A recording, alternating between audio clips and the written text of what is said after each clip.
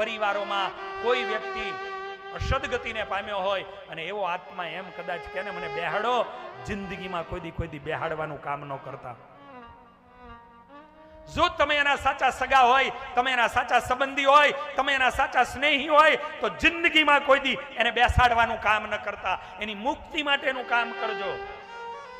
એને એમ કહેજો કે તારી મુક્તિ માટે કથા કરાવીએ, તારી મુક્તિ માટે નારાયણ બલિ કરાવીએ, તારી મુક્તિ માટે ગાયોના દાન કરીએ, તારી મુક્તિ માટે અમારાથી થાય બધું કરીએ.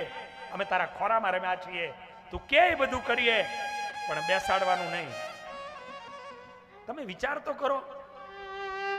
ઈ આત્મા જ્યાં ત્યાં જેમ તેમ ગમે એમ એ મોજથી ફર્યો હોય એને કાવડા નારિયેલમાં તમે પૂરી દો, એની દિશા શું થતી હશે?